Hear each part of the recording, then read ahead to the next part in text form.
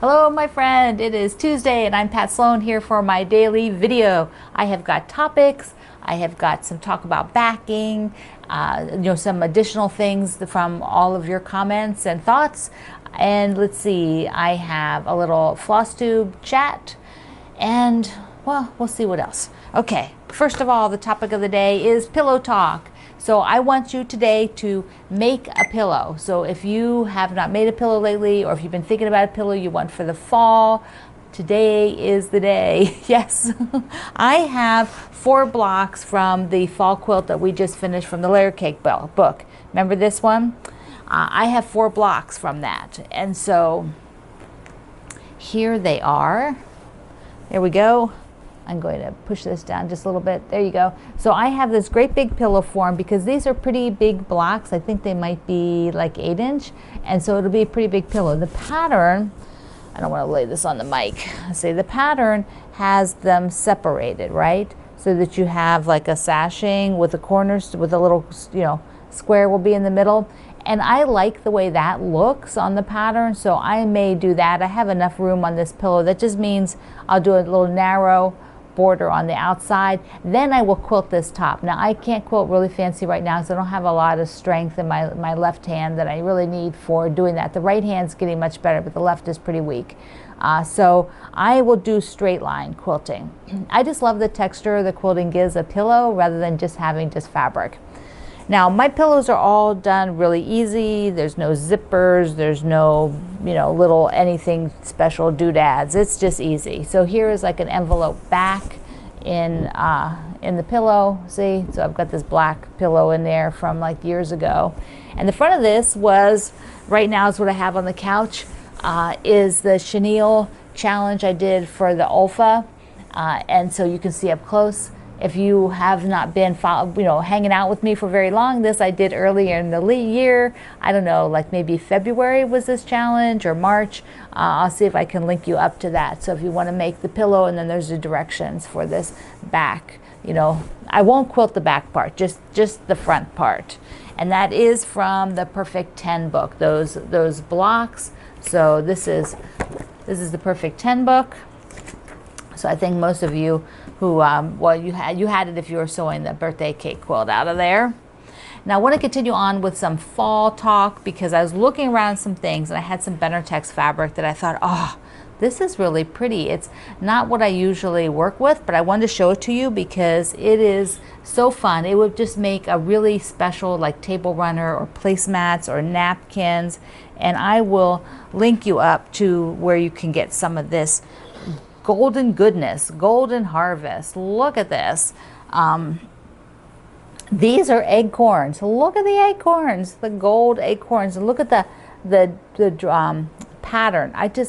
They're just really, really cool. And then there's some larger florals. These are some pieces that Benartex has sent me to. Look at that. Look how pretty. Wouldn't that be pretty for Thanksgiving? You could do napkins. Then there's one with a border print. So if you're doing a whole, a quilt, you get the same thing with a border print. There's a bunch of leaves and paisley type things. I love this chocolate brown here. I think that this is pretty spectacular. Look at that. Look, look, look. It is really, really neat. And I like the scale. There's, a little bit bigger scale. And look here. Shimmering. It's shimmering. So if this is your thing, you could make a spectacular fall quilt with these fabrics. And then there's some leaves. Look at the leaves, the reds, the oranges. So I will link you up to this. Look at that, shimmer, shimmer. Fabulous stuff. I think the favorite has to be the acorns and this one here, this chocolate brown one. Those are my favorites. Yeah. So if I were going to make like a table runner, I think there'd be a cute table runner or even like a long skinny one for down the middle of a harvest table or your Thanksgiving table, setting out, but not just for Thanksgiving. You could have it all November and October and November. So I'm also working slowly, and I'm not following my own advice too good still yet, but on the Fright Night. And I also got out the stitch marker.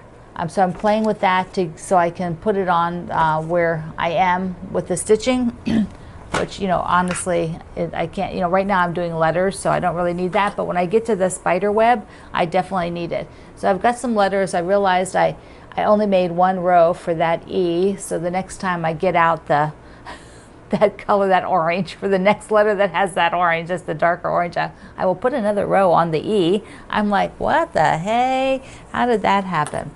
So I am keeping all of it in the bag, and I actually went through and got all of my stuff organized. You see over there that container? In here now are bags for, because I only have I have like 5 projects.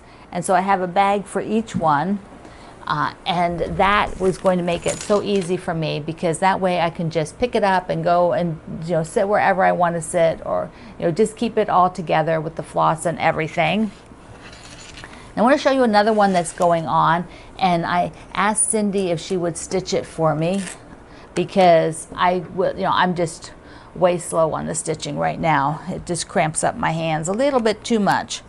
But there is a whole wonderful fun stitchery going on with Fat Quarter Shop this month for cross stitch. So there's kind of, I don't know, Kimberly has like 5 or 6 different projects, but this one just spoke to me. I thought it was so darn cute. There's a whole series of these stitch cards, you know, that the Fat Quarter Shop prints. I think they're by Lori Holt, yeah. So what you can get is you can get this frame. The frame part is free, so you can download this part, like this frame part, and then you can fill that for any season with the ones that you love, the different units, because any of them will fit in there. So right now, Kimberly was showing the coffee mug, and so that came from this card, which is so cute because you just color it differently. You can make the coffee mug any color you want, so that fits in here.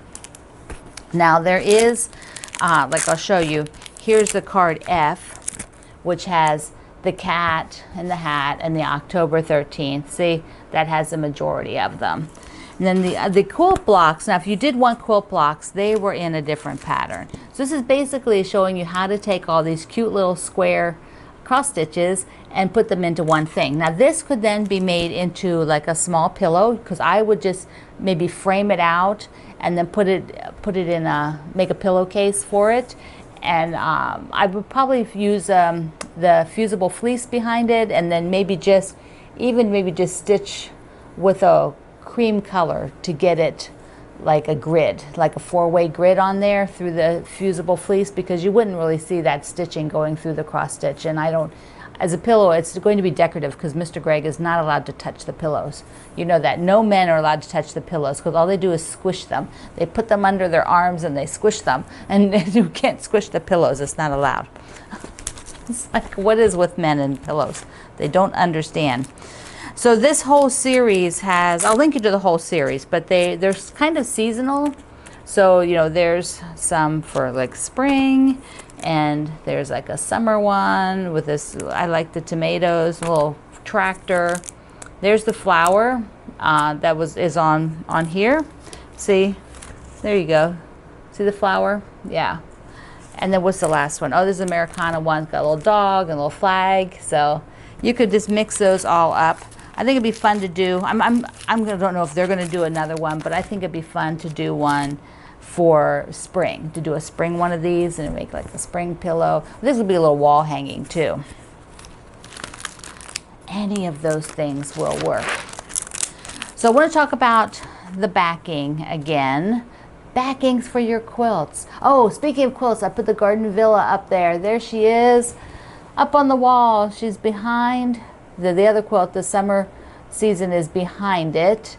The Garden Villa is made with a pattern. The kit is called Garden Villa. The pattern is Arboretum. So when I link you over there, you'll see Arboretum, which is, you know, it's a basic pattern that I colored. I used the Morrison Park, my Morrison Park, in that pattern. So I just think it's lovely. One of those two is going to hang in here. I'm going to take down, maybe when we're doing the the fall quilts, see if I can get him to come in here and take down the Bonnie Lane one that hangs in the above my over my fireplace because I don't use the fireplace in the studio.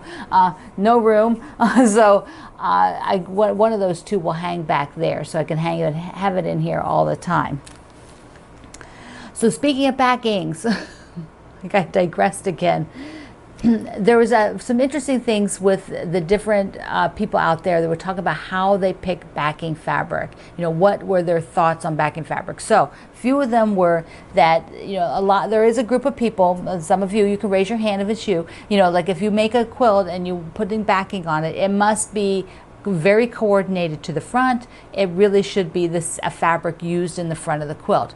And often I think that many of us lean that way when we're doing a quilt that's for like a bed, something that's very special, and or even a throw, because you're going to see the back all the time when you're working with a quilt that you actually are using all the time. The backing is going to be seen as much as the front. Now, as far as buying in advance, this is what I thought was fascinating, that there are many of you that really don't buy backings in advance. You just buy when you need it. When you get to the point where, okay, this quilt's done or it's going to be done soon. The downside of that is if you're the one, like the first, like I just said, who needs the backing to be the same fabric, from the front, it could be out of print, or it could be very hard to find. So if you are not making your quilt very quickly with very current fabric, waiting means that you probably will have trouble finding the fabric that's on the front of your quilt. But you could coordinate with something that is a similar color, so you could still not buy it in advance. Let's see, what else? Some people just use what they have, so they're just going to look, maybe like I was saying, I bought something, like I have this beautiful green fabric right now, so I really need to make something that can have a green backing, because I've got this beautiful green that was on sale, and it's got these small scattered swans on it. They're just very little, and it was like a half price fabric, and so I just got it because I was getting something else. I thought that's really pretty and I could get some yardage for backing. Let's see, what else?